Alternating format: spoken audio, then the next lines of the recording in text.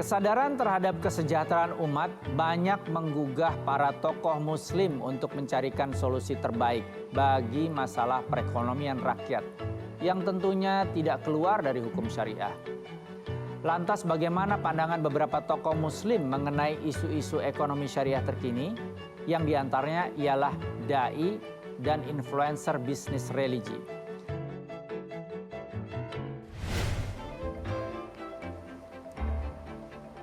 Assalamualaikum warahmatullahi wabarakatuh. Alhamdulillah, Syariah Economic Talk with Gunawan Yasni kembali menyapa pemirsa pada hari ini. Membahas mengenai peran institusi Islami dalam ekonomi dan keuangan syariah. Telah hadir di tengah kita tim ahli Wakil Presiden Republik Indonesia, Bapak Igi Ahsin dan Ustaz Yusuf Mansur. Selain ulama, beliau juga merupakan influencer dalam bisnis religi. Assalamualaikum warahmatullahi wabarakatuh, Gus Igi, Ustadz Yusuf Mansur. Bagaimana keadaannya, baik? Waalaikumsalam warahmatullahi wabarakatuh. Baik. Cuan terus, cuan saham. Yang satu yang Ustadz cuan saham, yang satu tim ahli Wakil Presiden nih cuannya apa nih? Oke, saya akan coba ke Ustadz Yusuf Mansur dulu ya. Ustadz soalnya kan. Iya. Nah, jadi Ustadz Yusuf Mansur ini sebagai dai dan influencer bisnis religi. Ini apakah berawal dari gerakan tahfiz Quran? Karena kan Ustadz kan seorang hafiz Quran dan dakwah tentunya baru ke bisnis atau bersamaan atau sebaliknya nih? Nah, menarik nih. Alhamdulillah, izin Allah Subhanahu wa taala saya ditanya persoalan ini. Dari dulu saya meyakini bahwa berkahnya Quran itu luar biasa. Jadi saya bukan orang yang dengan izin Allah dari luar baru nyocok-nyocokin Quran. Enggak.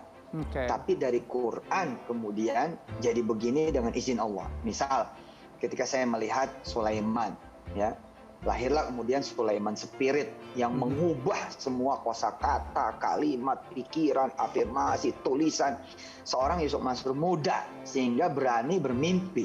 Jadi bukan berhasil gitu ya menjadi sosok siapa gitu. Kemudian ngelihat Quran, oh ada ya di Quran. Enggak.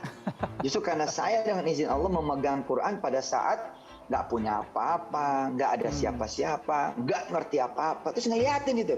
Oh gini ya, oh bisa ya seorang Yusuf putra Yakub, anak sumur, kemudian becoming one of the greatest king gitu kan in Egypt. Oh bisa, oh berarti saya juga bisa. Oke, ganti nama ya jadi Yusuf Mansur. Ah gitu.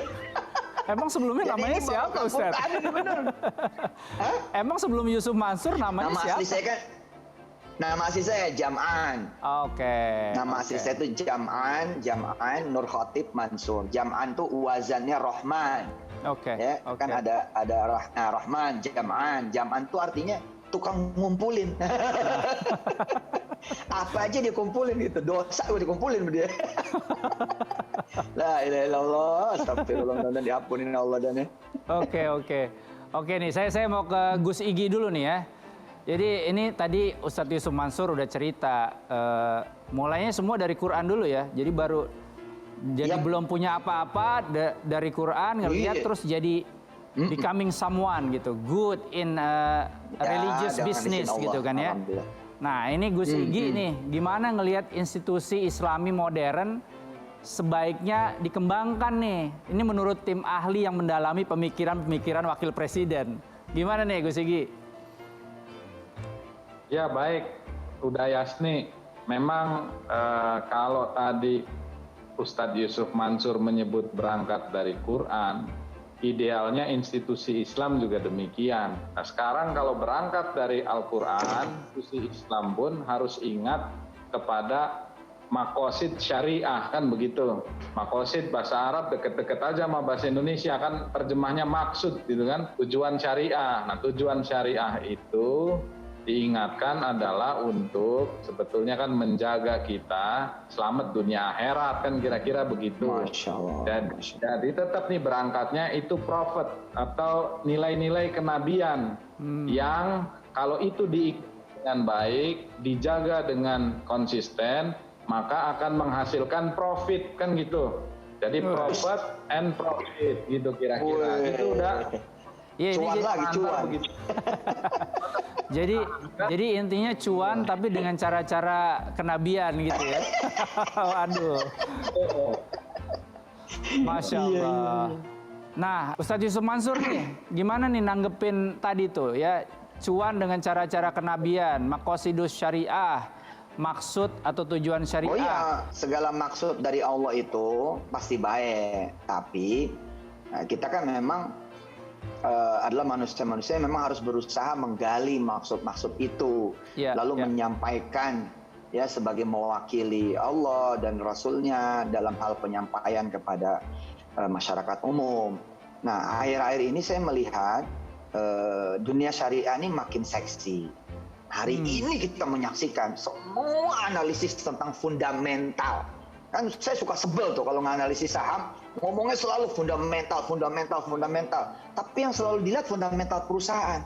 Nggak pernah dilihat fundamental nawai itu. Fundamental visi misi, fundamental goals. Pokoknya kalau udah ngomong soal niat, ini melangit gue bilang. Melangit. Kalau udah bicara niat mah udah. Itu loh cerita Yusuf di dalam sumur jadi raja, bagaimana ceritanya. Waduh, ini luar biasa nih ya, Ustadz Yusuf Mansur dan Gus Igi. Yang satu manggil saya Prof Gunawan, yang satu manggil saya Udayas nih. Tapi kita harus break dulu nih pemirsa ya. Kita break dulu. Tetap di Syariah Economic Talk with Gunawan Yasni. Wah, ada 1,8 juta orang yang menjadi pengangguran. Nah, ini kan bahasanya horor. Akan ada 1,8 juta calon pengusaha baru. Nah, kan bahasanya asik.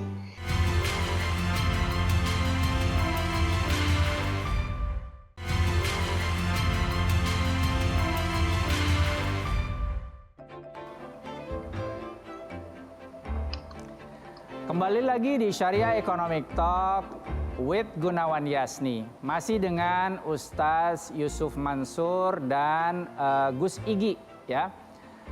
Nah, saya akan ke Gus Igi dulu nih. Saat ini tuh sedang digodok oleh pemerintah mengenai halal lifestyle yang memiliki nilai halalan toyiban, termasuk di dalamnya semua institusi Islami yang modern. Nah, menurut pandangan Gus Igi nih, bagaimana sih prospeknya di masa depan mengenai industri yang seperti ini, institusi Islami yang modern? Baik, udah. Kalau ditanya prospeknya, sebetulnya prospeknya nggak besar, tapi besar banget. Ya. Kalau kita baca Global Islamic Economy Report yang terakhir 2020, itu konsumsi industri halal global mencapai 2 triliun US dollar. Bayangkan tuh, ini untuk industri halal global di luar industri keuangan syariah yang sudah lebih dahulu established, yang nilainya sudah mencapai 2,8 triliun US dollar. Dengan prospek yang tadi sangat besar itu, apa yang bisa kita manfaatkan?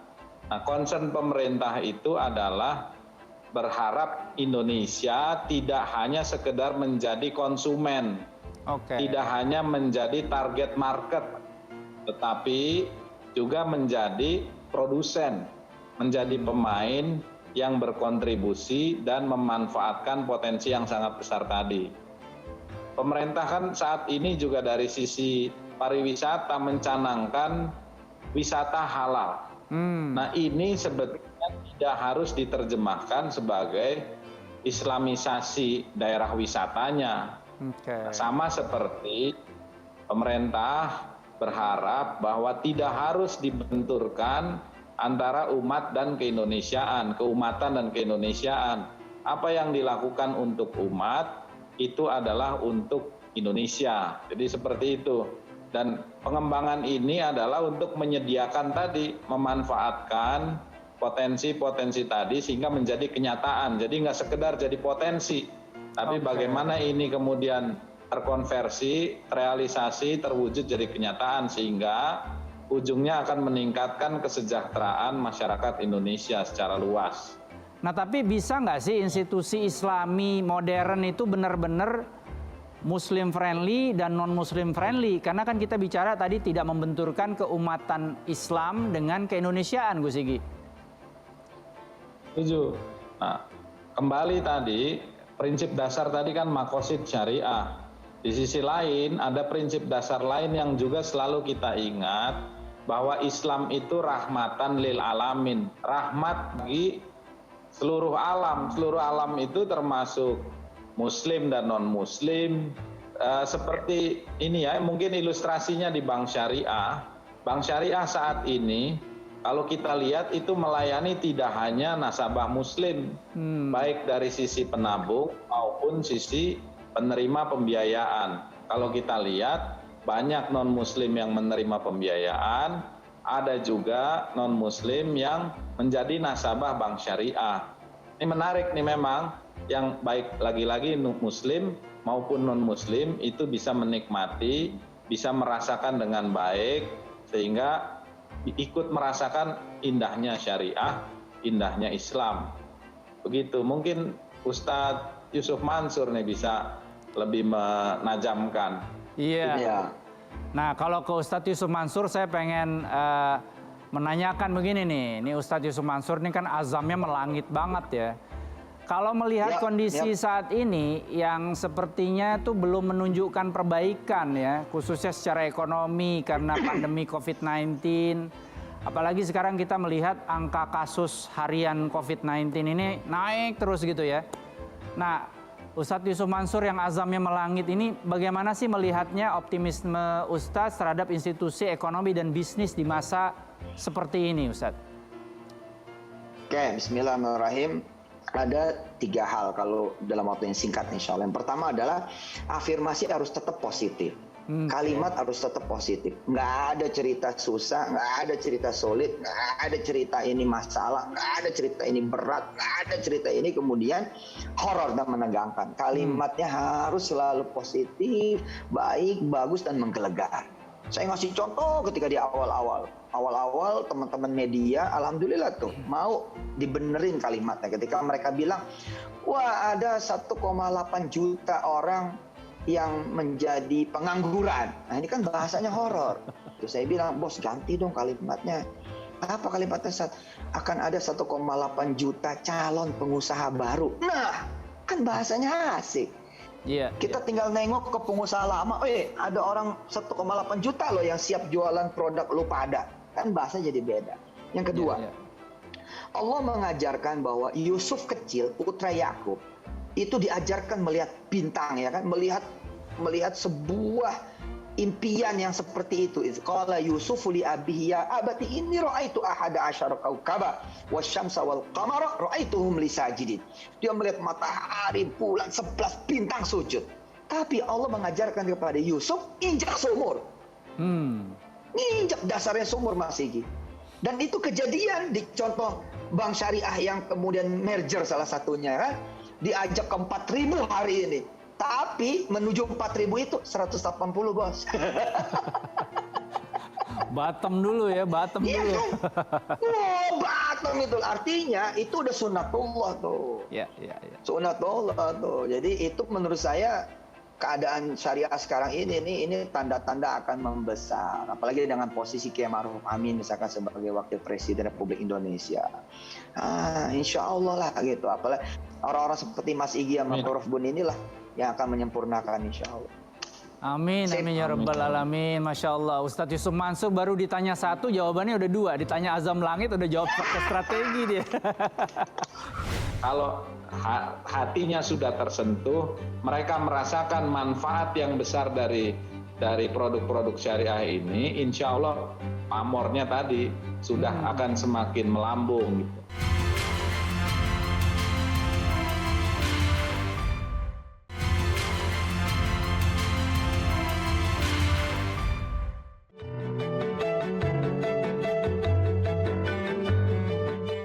Ulama dan lembaga institusi Islami memiliki peran penting dalam memperkuat wawasan, khususnya di bidang ekonomi dan keuangan syariah. Kekuatan tokoh dengan latar belakang pengikutnya yang masif membuatnya lebih efektif dalam mengimplementasikan perannya. Yang lain yang tak kalah penting adalah komitmen yang kuat antara ulama dan lembaga-lembaga institusi Islami yang berada di bawah naungannya. Hal itu akan berpengaruh kepada berkembangnya ekonomi syariah untuk kesejahteraan rakyat dan bangsa. Kembali lagi dalam Syariah Economic Talk with Gunawan Yasni. Kita akan meneruskan diskusi kita yang hangat bersama dengan tim ahli syariah dari Wakil Presiden Republik Indonesia, Gus Igi, dan Ustadz Yusuf Mansur. Saya akan ke Gus Igi terlebih dahulu ya. Ini menurut tim ahli apa-apa saja yang diperlukan untuk menaikkan pamor bank syariah, lembaga keuangan syariah, dan juga untuk membantu institusi-institusi keuangan syariah yang mengalami seperti misalnya kesulitan dana gitu. Gimana menurut Gus Igi nih menaikkan pamor dan membantu kesulitan dana kalau ada di institusi-institusi keuangan syariah?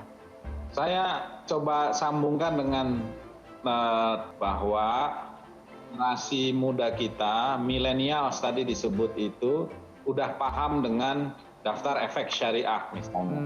Nah menariknya, sensus penduduk 2020 kemarin hasilnya itu 54%, hampir 54% penduduk kita itu terdiri dari millennials dan generasi Z.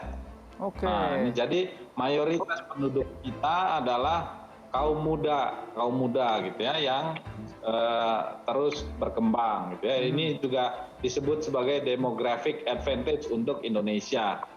Satu generasi yang kita paham kebutuhan pokoknya ada 4. Sandang, pangan, internetan, dan colokan. Nah, jadi sampai risetnya seperti itu gitu ya.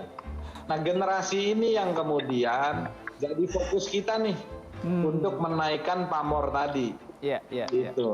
Menaikkan pamor karena mereka juga yang bisa memberikan tadi disebut influencer. Influencer dalam hal literasi keuangan syariah maupun penggunaan produk-produk syariah. Kalau sudah sampai ke katakan ke hatinya sudah tersentuh, mereka merasakan manfaat yang besar dari produk-produk syariah ini, insya Allah pamornya tadi sudah akan semakin melambung gitu. Saya juga sangat sepakat dan sangat mengapresiasi nih optimismenya Ustadz Yusuf Mansur. Jangan menggunakan kalimat yang serem, jangan menggunakan kalimat yang pesimis. Masyarakat kita udah capek misal dengan ketakutan, dengan pesimisme, tapi kemudian dibangkitkan dengan optimisme bahwa potensinya besar, bisa direalisasikan dan meningkatkan kesejahteraan umat. Oke. Wah, well said banget nih kayaknya nih ya untuk yang naikin pamor lembaga keuangan syariah. Beda, tim ahli wapres mah beda. Tahu dah. Lain analisanya dalam. Oke. Saya ke Ustadz Yusuf Mansur ya, setelah Gus Igi nih. Nah Ustadz ini kan sekarang bukan cuma dakwah aja, bukan cuma hafiz Quran, tapi juga udah jadi hafiz cuan juga nih kayaknya nih ya. Bukan hanya hafiz Quran, tapi juga hafiz cuan, hafiz cuan. Influencer juga harus hati-hati juga nih jadi influencer kan. Nah, ada nggak contoh-contoh yang menarik yang Ustadz bisa kasih lah, enlighten us lah with your stories gitu Ustadz. Silakan Ustadz Yusuf Mansur. Iya, Bismillahirrahmanirrahim. Dengan kita mengedepankan nilai-nilai ketuhanan ya, nilai-nilai ilahi ya, atau tadi yang ditambahin nama Mas Igi tentang keprofetiah ya, kenabian gitu ya, nubuah. Sebenarnya itu udah jaminan dari Allah Subhanahu wa taala gitu. Ya, kemudian lahirlah pengajaran-pengajaran yang diilhami oleh Allah Subhanahu wa taala kepada saya dan kita semua, di antaranya Masuklah ke dunia saham misalnya, yang melayani kemudian sebanyak-banyaknya, sebesar-besarnya, seluas-luasnya kepentingan publik, bangsa dan negara. Lalu kita titip amal soleh di sana. Ini juga kosakata yang sebelumnya juga nggak ada di pasar saham. Perkara nawaitu gitu kan. Tadi lagi nih perkara kemudian maksud syar'inya seperti apa gitu. Kita emang perlu experiential learning gitu. Bener nggak sih intan surullah yansurkum? Bener nggak kalau kita ngebela agamanya Allah, kita bakal dibela. Betul. Selama ini kan kita ngebela siapa? Ngebela nafsu kita, nama kita nggak berani kemudian bela namanya Allah. Nah, makanya saya bilang ke teman-teman, udah bismillah, gegap gempita, udahlah, pasti jungkir balik tuh segala hitung-hitungan manusia. Nah, bagaimana narasi ini kemudian terus-menerus kita sampaikan dengan bahasa yang lebih membumi, ya kan? Saya belakangan masuk misalkan gini, bos, anggap aja ya kan, ketika lo bantu infrastruktur misalkan, perusahaan-perusahaan infrastruktur, BUMN infrastruktur, ya anggap aja lah kita cuma beli 1 lot 2 lot di jalan tol punya publik itu kan, TBK-nya BUMN, gitu beli 1-2 lot, tapi lo dapat pahala sepanjang-panjangnya tuh kilometer tol. Iya. Siapa aja yang masuk ke situ punya lo gitu. Nah ini kan menggeser otak orang juga untuk tidak berpikir cuan. Akhirnya apa? Indeks harga saham gabungan stabil. Niatnya lillahi ta'ala, membantu, tapi dapat cuan tuh sebagai bonus lah gitu ya. Betul. Sekarang bayangin Prof. Gun, ujung narasi akhirnya adalah bila membantu publik, bila membantu bangsa dan negara, udah kayak gitu. Lah, bagaimana kemudian kalau kita melayani Allah dan Rasulnya? Itu sih udah nggak ada lagi judulnya. Ya. Jadi influencer ini sebetulnya tidak hanya menyebarkan dan membagikan pendapat. Ujungnya itu menyebar dan membagikan pendapatan. Ya Ustadz ya. Jadi jangan cuma pendapat aja yang dibagi, tapi pendapatannya juga dibagi.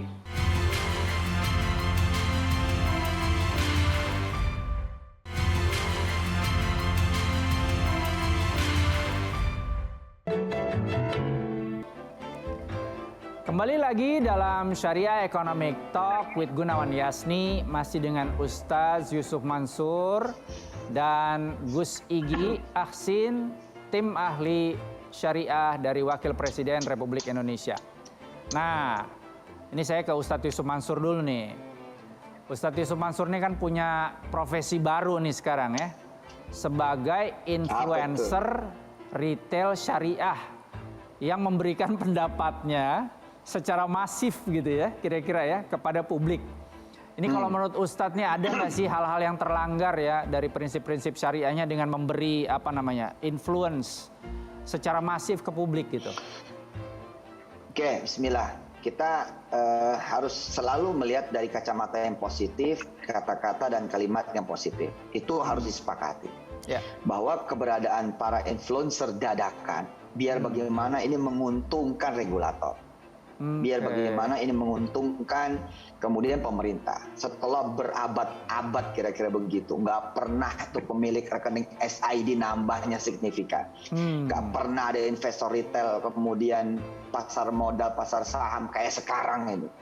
Yang harus dilakukan oleh kemudian semua kawan-kawan regulator dan pemerintah, dan saya kira udah baik, cuman ngobrol aja. Sama para influencer itu, ini dulu ya Ustadz, jangan ngomong kayak gini ya, gitu aja, selesai kok. Negornya informal gitu ya. Mereka mau hadir nggak dibayar, loh mereka hadir nggak dibayar loh Pak.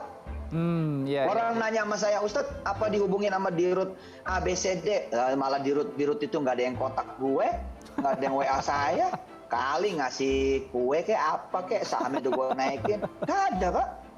Ini hanya kecintaan seorang anak bangsa gitu loh. Saya selalu nggak rela tuh Mas Igi. Kalau ada orang ngejelekin negerinya, ngejelekin kemudian apapun yang ada di negerinya, apalagi dunia syariah, Mas Igi tahu tuh kalau Ya, ya. ya kan ada satu bank kita kalau dijelekin, oh kita ngamuk-ngamuk kan. Jelek tuh satu hal, itu fakta.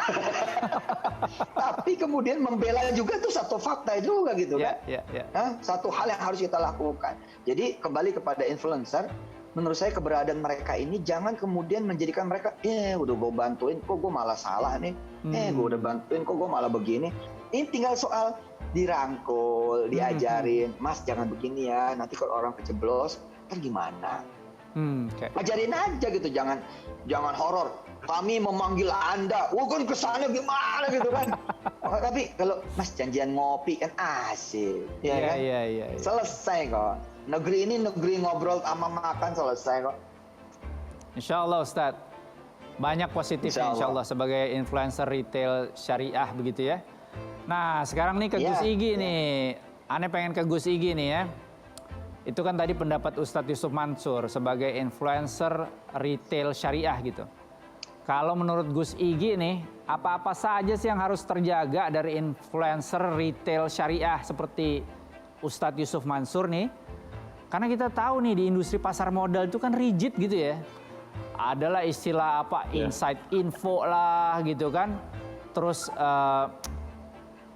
menginfluence untuk sesuatu menginfluence untuk sesuatu yang akhirnya menjadi banyak pihak kejeblos gitu kan ya. Nah kalau menurut Gus Igi, ini apa yang dilakukan oleh Ustadz Yusuf Mansur nih, hal-hal apa yang harus dijagain gitu kira-kira agar tidak melanggar dari sisi hukum positifnya maupun prinsip-prinsip syariahnya gitu Gus Igi. Gimana Gus Igi? Baik, sebetulnya tadi saya juga ingin mengulang bahwa ini influencer itu harus disyukuri terlebih dahulu. Jadi pekan lalu saya berdiskusi dengan komisioner pasar modal OJK menyebutkan data-data yang tadi Ustadz Yusuf Mansur sampaikan bahwa peningkatan investor retail di Indonesia ini dalam 3 tahun terakhir itu luar biasa. Dan apa faedahnya? Membuat market lebih liquid. Jadi market yang lebih liquid tidak mudah dipermainkan oleh bandar. Mau ada yang buang sekalipun. Maka investor liquid ini yang kemudian menjaga sehingga harganya lebih stabil.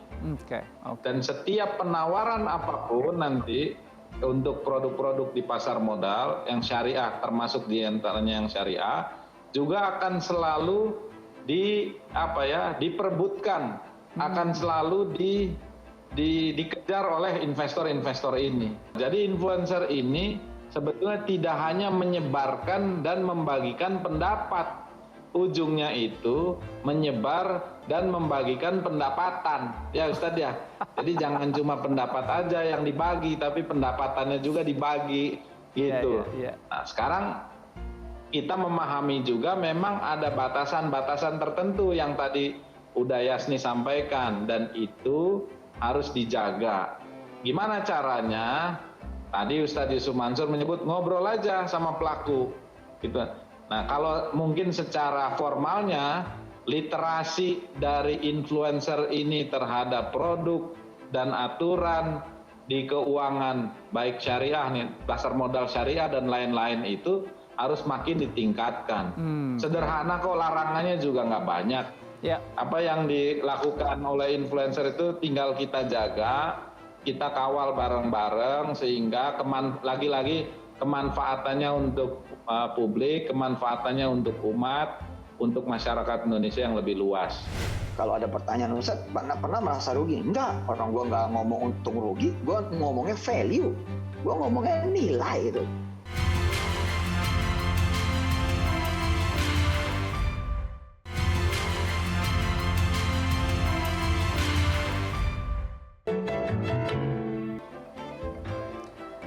Kembali lagi di segmen terakhir dari Syariah Economic Talk with Gunawan Yasni, masih dengan Ustadz Yusuf Mansur dan Gus Igi Ahsin. Nah, saya akan ke Gus Igi dulu nih. ya di segmen terakhir. Menurut Gus Igi nih ya, sebagai tim ahli wakil presiden, hal-hal apa lagi yang perlu diwujudkan untuk supaya Indonesia bisa menjadi pusat ekonomi dan keuangan syariah dunia? Apakah menjadikan satu atau bahkan beberapa bank syariah itu menjadi besar di Indonesia itu adalah upaya utama yang bisa dilakukan untuk bisa menjadikan Indonesia pusat ekonomi dan keuangan syariah dunia, Gus Igi? Nomor satu udah menjadi pusat ekonomi dan keuangan syariah dunia itu adalah keniscayaan. Sesuatu yang wajar dan insya Allah pasti terjadi untuk Indonesia. Insya Allah. Kenapa? Pusat Islam terbesar itu ya di bumi Nusantara ini. Penduduk Muslim terbesar di kolong langit ini adanya di Indonesia. Jadi menjadi pusat keuangan dan ekonomi syariah itu saya yakini sebagai keniscayaan. Lalu yang kedua, apa yang perlu dilakukan untuk mewujudkan hal tersebut? Sebetulnya sederhana. Yang perlu dilakukan adalah memulai apa yang sudah diprogramkan. Memulai dari sekarang, kita mulai apapun yang bisa kita lakukan. Dengan catatan memiliki target dan ukuran yang jelas. Nah, hal yang sama kita temui untuk merger bank syariah ini. Tanpa banyak gembar-gembor sebetulnya perlu kita apresiasi bahwa itu sudah dilakukan. Jadi sesuai dengan ininya, sesuai dengan peribahasanya. Peribahasanya itu ada ager dalam acar katanya. Merger harus lancar, gitu kira-kira. Dan itu saya kira sudah terwujud dengan dukungan.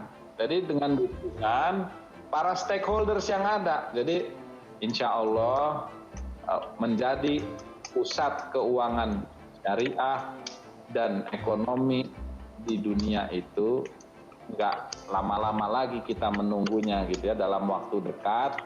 Nggak perlu nunggu saya punya cucu dulu gitu. Nah insya Allah dalam waktu dekat ini bisa terwujud. Amin. Amin, amin ya Rabbal Alamin. Makasih Gus Igi. Nah sekarang giliran Ustadz Yusuf Mansur nih. Pertanyaan terakhir ya di segmen yang terakhir. Ustadz, ini selama menjadi influencer yang fenomenal nih ya, apa-apa aja yang terasa signifikan sudah dilewati dan bisa memberikan pelajaran berharga bagi industri, ekonomi, bisnis, dan keuangan syariah. Lalu bagaimana antisipasi ke depannya menjadi institusi Islami yang modern dengan sejalan tujuannya menjadikan Indonesia pusat ekonomi dan keuangan syariah dunia, termasuk industri halalnya. Ustadz Yusuf Mansur, silakan. Baik, bismillah. Di segmen terakhir ini, pertama saya terima kasih Prof. Gun, udah diajak ngobrol bareng dengan Mas Igi, banyak ilmu dari beliau yang saya dapatkan pada hari ini ya.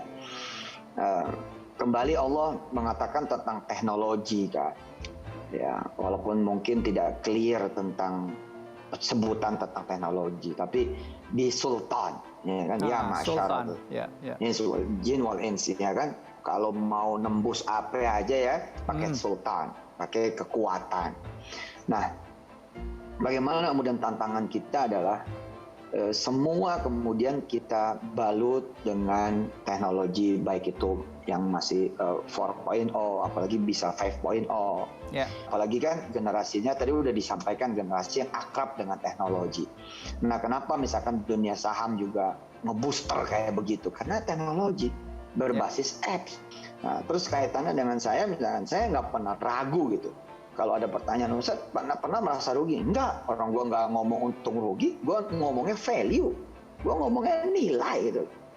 Kalau udah bicara nilai kan, lu rugi aja, Allah pasti tolongin, gitu aja judulnya, gitu aja. Saya punya, kalau Mas Igi bicara acar cakep banget. Kalau saya nih Prof. Gon, ya pemirsa, ya nutup dengan begini, langkah lo tuh bisa jadi salah. Boleh aja salah. Yang penting niat lu jangan sampai salah. Udah. Allah pasti tolongin. Udah. Itu tuh kalimat penutupnya. Waduh, luar biasa nih ya Ustadz Yusuf Mansur, Gus Igi. Terima kasih banyak atas bincang-bincangnya. Saya lagi berusaha nih mau mengkonklusikan apa nih ya dari tadi, dari segmen 1, 2, 3, 4, 5. Isinya konklusi semua yang insya Allah bisa membawa Indonesia menjadi pusat ekonomi, keuangan, dan syariah dunia. Tapi mungkin yang menarik yang menarik tadi kita harus menciptakan sesuatu. Nah, sesuatunya ini apa? Kalau tadi Ustadz Yusuf Mansur bilang sesuatunya itu adalah sultan. Nah, sultan ini bisa diterjemahkan oleh kita semua yang praktisi di sini sebagai satu ekosistem yang baik untuk menjadikan Indonesia sebagai pusat ekonomi dan keuangan syariah dunia. Yang kedua, sultan juga artinya adalah regulasi kebijakan yang memang berimplikasikan baik buat ekonomi dan keuangan syariah Indonesia untuk menjadi pusat dunia, begitu ya. Yang ketiga, sultan tadi juga spesifik Ustadz Yusuf Mansur mengatakan sultan adalah digital technology, financial technology yang bisa membuat apapun ya pekerjaan real itu bisa terdeteksi dengan baik, dan kita tahu demographic capital kita yang terbesar itu adalah kalangan millennials atau Gen Z kata Gus Igi yang sangat-sangat dekat dengan teknologi. Jadi sultan kita bisa terjemahkan ke dalam 3 hal tadi, dan insya Allah sultan yang akan menjadikan Indonesia sebagai pusat ekonomi dan keuangan syariah dunia termasuk dengan industri halalnya. Demikian perbincangan saya bersama dengan Gus Igi Aksin selaku tim ahli Wakil Presiden Republik Indonesia dan juga Ustadz Yusuf Mansur. Semoga dapat memberi informasi dan pembelajaran untuk pemirsa dan memacu semangat Indonesia bergerak maju menjadi kiblat ekonomi dan keuangan syariah dunia di masa depan yang tidak terlalu lama tentunya. Nantikan episode Syariah Economic Talk, of course, with Gunawan Yasni selanjutnya dengan narasumber-narasumber terkemuka dari dalam dan luar negeri. Saya bukan Sultan, saya Gunawan Yasni beserta kru yang bertugas undur diri, sampai jumpa. Assalamualaikum warahmatullahi wabarakatuh. Waalaikumsalam warahmatullahi.